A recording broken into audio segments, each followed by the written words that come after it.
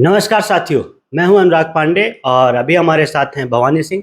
बहुत दिनों के बाद इनसे बातचीत हो रही है। इमामगंज विधानसभा के बारे में इस बार बातचीत होगी। पहले हम लोग नगर पंचायत के बारे में बातचीत करते थे। आज बात करेंगे विधानसभा चुनाव पे आपसे। और सबसे पहले आपका हमारे चैनल पे बहुत दिनों के बाद बहुत बहुत स्वागत है। अनुराग बाबा, आपका और आपके चैनल सच बिहार न्यूज 18 का भी बहुत बहुत स्वागत है और आप दोनों को बहुत बहुत धन्यवाद। और आपका विशेष धन्यवाद कि आप बहुत दिन के बाद कम से कम उस लायक हमको समझे कि फिर से हमारा जो है इंटरव्यू लेने का आप काम कर रहे हैं, तो इसके लिए आपको बहुत बहुत धन्यवाद। इमामगंज विधानसभा चुनाव चल रहा है, अभी उपचुनाव चल रहा है। यहाँ पे 6 महीने के लिए विधायक चुने जाने का प्रक्रिया शुरू हो चुका है। अब इसमें है कि आरजेडी से रोशन मांझी जी लोकल उम्मीदवार, जो जनता का डिमांड था कि लोकल उम्मीदवार चाहिए, रोशन मांझी जी आए हैं। अभी जीतन राम मांझी की पार्टी हम से दीपा मांझी, उनकी बहू रानी आई है। और आपके जन सुराज, अभी आप जन सुराज का समर्थन कर रहे हैं, इसलिए आपके जन सुराज से जितेंद्र पासवान जी आए हैं। तो इन तीनों कैंडिडेट को हम देख रहे हैं। तो आप किसी पार्टी बेस पे पहले नहीं थे, आप इंडिपेंडेंट होकर के काम कर रहे थे नगर पंचायत के लिए। अचानक से जन सुराज को चुनने का कैसे मन बना? देखिए, मैं आपको एक ही चीज कह दे रहा हूं कि अगर जो मान लिया जाए कि कोई व्यक्ति बेहतर काम करेगा, कोई नेता बढ़िया काम करेगा, तो जनता एकदम जो है काहे को दूसरा नेता चुनने का काम करेगी। जब हमारे नेता बढ़िया काम नहीं कर रहे हैं, तब न जो है से क्षेत्र की जनता जो है से दूसरे नेताओं के ऊपर आकर्षित होती है।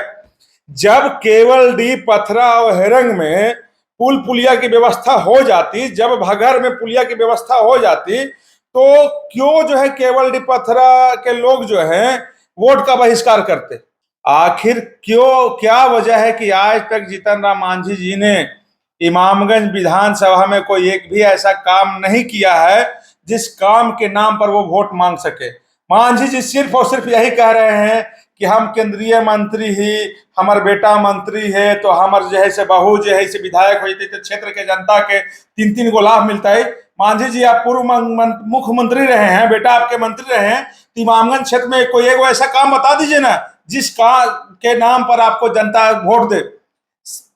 सर, मैं आपको एक चीज बता देना चाहता हूं, आपको देखना है तो जा करके आप हेरन पथरा और केवलडी में जाकर के देखिए, जहां के लोग आज वोट बहिष्कार करने को जो है उतारू हो गए हैं। मैं अभी गया था कि केवल पथरा हेरन के लोगों से मिलने, वहां पर लोगों ने एक ही चीज कहा है कि कोई नेता अगर जो वोट मांगने आ जाएगा तो उस नेता की वो स्वागत यहाँ की जाएगी जो भविष्य में कभी वो लोग सोच नहीं थे। तो ऐसा क्यों? जितेंद्र पासवान जी के साथ भी ऐसा हो सकता है, क्योंकि जैसे अभी चुनाव चलने वाला है। अभी जितेंद्र पासवान जी वादा करेंगे कि हम पुल बना देंगे, रोड बना देंगे, और बाद में अगर नहीं बना तो?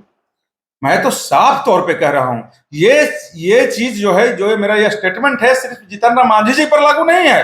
ये चाहे वो रोशन मांझी हो, चाहे जितेंद्र पासवान हो, ये सब पर है। अगर जो जितेंद्र पासवान जी चुनाव जीतने के बाद हेरन पथरा और केवलडी और भागर जैसे जगहों पर ध्यान उनका नहीं जाता है, तो उनको दोबारा चुनाव लड़ने का कोई औचित्य नहीं बनता है। उनको स्वतः जो है राजनीति से संन्यास ले लेना चाहिए।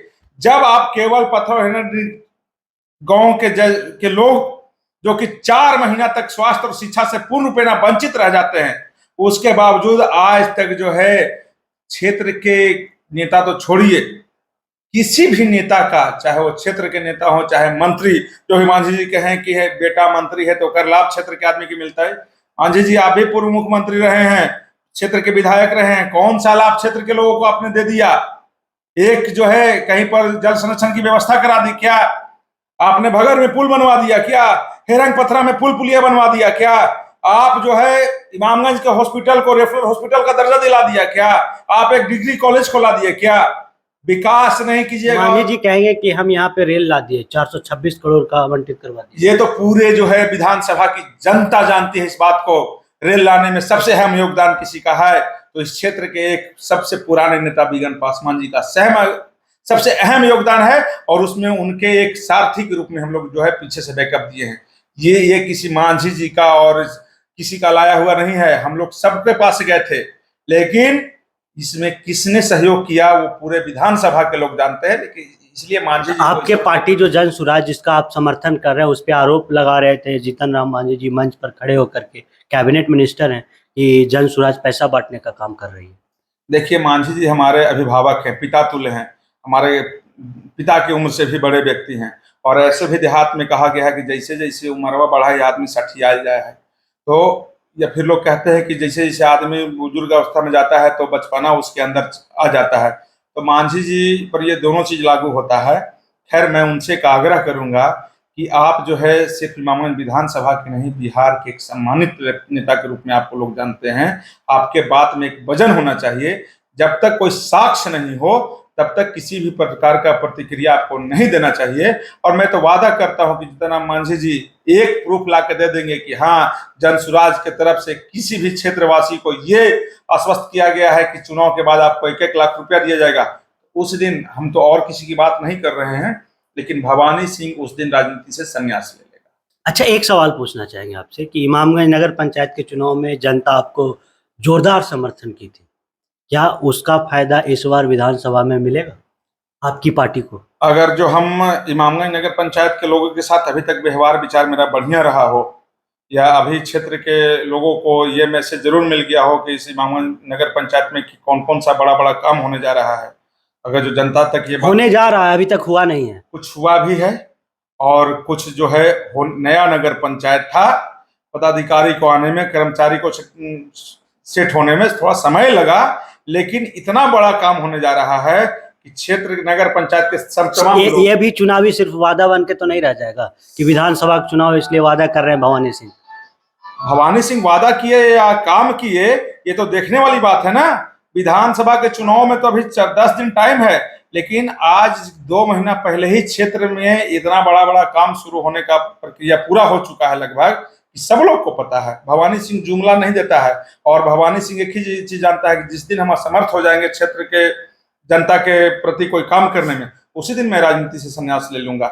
मुझे जो है फिर अपने बेटे को या अपने बेटे की पत्नी को जो है या अपने किसी परिवार के लोगों को जो है, ये जरूरी नहीं है कि हम नेता हो गए तो हमारा परिवार का सदस्य भी जो है वो नेता ही बने, ये हमारी कोई लालसा नहीं है। आखिरी में एक सवाल पूछेंगे इनसे कि केवल डी हेरन और पथरा के जो गांव वाले हैं उनका लगातार विरोध प्रदर्शन चल रहा है, तरह तरह का वीडियो पोस्ट कर रहे हैं, उन लोग पोस्टर बना के पोस्ट कर रहे हैं कि इस बार विधानसभा का उपचुनाव में वोट नहीं करना है, इसका बहिष्कार करना। उनके लिए क्या संदेश होगा आपका? मैं तो सबसे पहले आग्रह करूंगा हम अपने जिलाधिकारी महोदय से कि कम हिरन पथरा केवल डी के लोगों को वोट करने के लिए उनके गांव में ही वोटिंग की व्यवस्था कराई जाए, बूथ उनको उनके गांव में ही पहुंचाया जाए।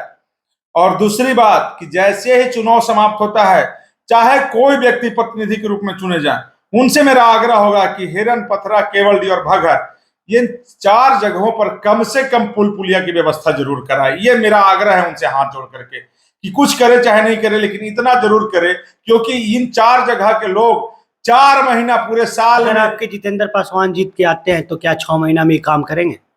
इतना तो जरूर काम होगा कि आज तक जिस चीज को सदन में कभी रखने का काम नहीं किया गया है, हमारे जितेंद्र पासवान जी अगर जो चुनाव जीतते हैं तो हिरन पथरा केवलडी में सड़क और पुलिया की व्यवस्था, भगर में पुलिया की व्यवस्था, और इमामगंज हॉस्पिटल को रेफरल हॉस्पिटल के दर्जा देने की व्यवस्था, ये काम के लिए वो सदन में अपनी बात को प्रमुखता से रखने का काम जरूर करेंगे और प्रयास करेंगे कि ये काम जरूर हो जाए। आपकी साख की बात है, क्योंकि अगर आपके भरोसे जनता अगर उनको वोट देती है कि जीतने के बाद केवल हिरंडी भगर में पुल बनेगा, अगर पुल नहीं बनता है तो कहीं ना कहीं आपके साख पे बात आ जाएगी कि भवानी सिंह जो वादा किए थे सिर्फ चुनावी जुमला था।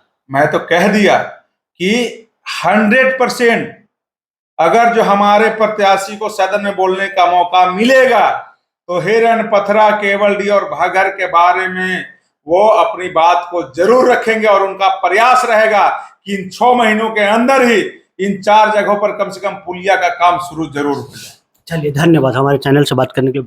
बहुत बहुत धन्यवाद आपका भी।